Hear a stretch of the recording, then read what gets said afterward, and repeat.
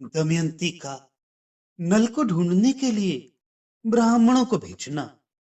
वृद्धाश्विनी कहते हैं, युधिष्ठिर, राजा भीम अपनी पुत्री को देखकर अत्यंत प्रसन्न हुए। उन्होंने 1000 गौ, एक गांव तथा धन देकर सुदेव ब्राह्मण को संतुष्ट किया। भावनी दमयंती ने उस रात में पिता के घर में विश्राम किया।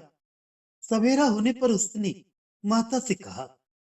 दमयंती बोली, यदि मुझे जीवित देखना चाहती हो तो मैं तुमसे सच कहती हूँ। नरवी, महाराज नल की खोज कराने का पुनः प्रयत्न करो। दमयंती के ऐसा कहने पर महारानी की आंखें आंसुओं से भर आईं।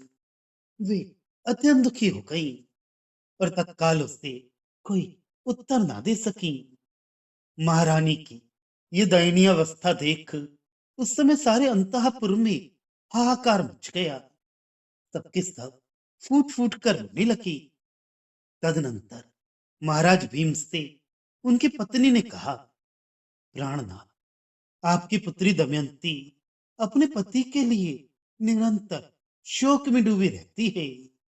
नरेश, उसने लाज छोड़कर स्वयं अपने मुंह से कहा है, आपके सेवक पुण्य श्लोक महाराज नल का पता लगाने का प्रयत्न करें। महारानी से प्रेरित हो राजा भीम ने अपने अधीनस्थ ब्राह्मणों को ये कहकर सब दिशाओं में भेजा कि आप लोग नल को ढूंढने की चेष्टा करें। तदनंतर विधर्म नरेश की आज्ञा से ब्राह्मण लोग प्रस्थित हो दमयंती के पास जाकर बोले, राजकुमारी, हम सब नल का पता लगाने जा रहे हैं, क्या आपको कुछ कहना है? तब भीम कुमारी ने उन ब्राह्मणों से कहा, सौराष्ट्र में घूम घूम कर जन समुदाय में आप लोग बार बार मेरी यह बात बोले, ओ जुआरी प्रियतम, तुम वन में सोई हुई और अपने पति में अनुराग रखने वाली मुझ प्यारी पत्नी को छोड़कर तथा मेरे आधे वस्त्र को फाड़कर कहां चल दिए? उसे तुमने जिस अवस्था में देखा था उसी अवस्था में वह आज भी है और तुम्हारे आगमन की प्रतीक्षा कर रही है।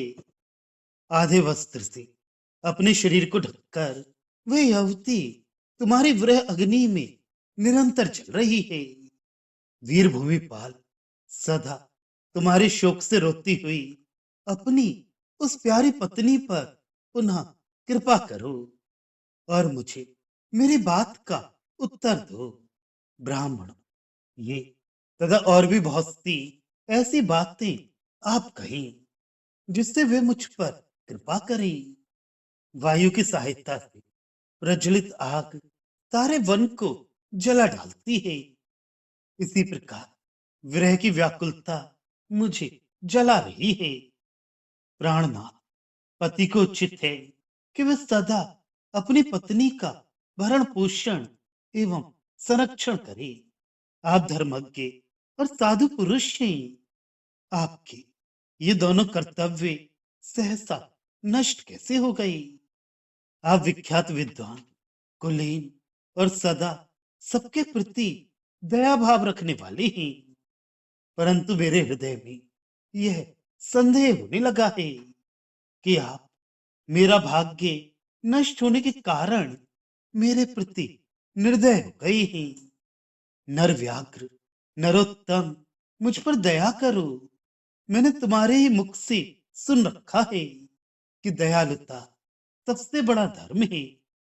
ब्राह्मण, यदि आपके ऐसी बातें कहने पर कोई किसी भी प्रकार का आपको उत्तर दे तो उस मनुष्य का सब प्रकार से परिचय प्राप्त कीजिएगा कि वह कौन है और कहाँ रहता है इत्यादि। विप्रवरु, आपके इन वचनों को सुनकर जो कोई मनुष्य जैसा भी उत्तर दे उसकी वह बात याद रखकर आप लोग मुझे बताएं।